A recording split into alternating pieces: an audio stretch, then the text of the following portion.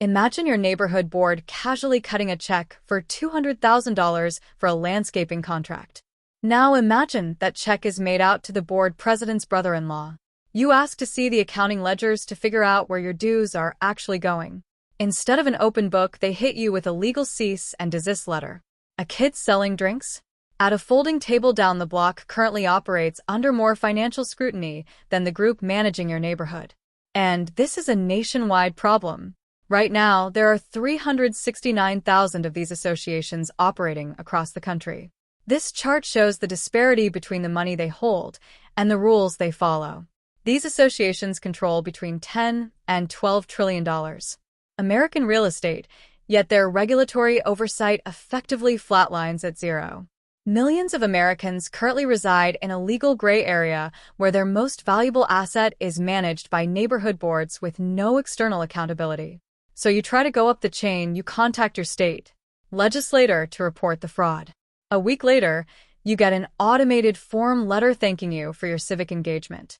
Next, you call the state attorney general.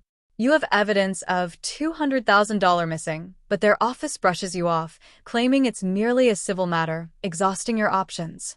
You finally look for the state regulatory office that oversees homeowners associations. You can't find it because in your state that office doesn't exist. The lack of homeowner protection is a deliberate structural choice.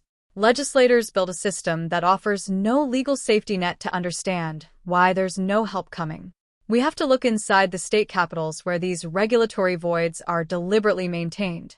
The economic engine driving this apathy stuffs at the construction site. State politicians frequently accept campaign contributions from real estate developers. In return for that financial backing, politicians draft laws specifically structured to protect the HOA.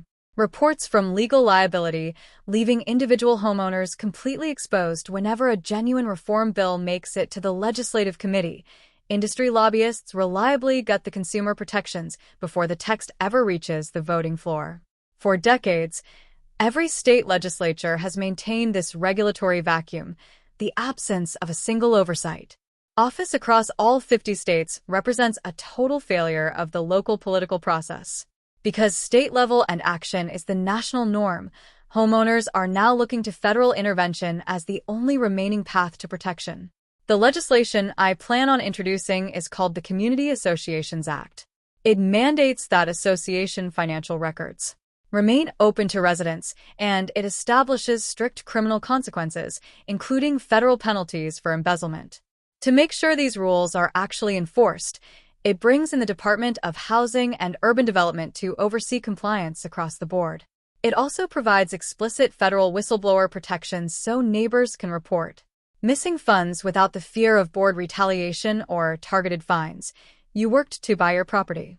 A federal framework ensures you keep it, abolishing secret budgets and the neighborhood kings for good. The message is paid for by Vote for Gleason. Authorized by Chris Gleason for U.S. Senate.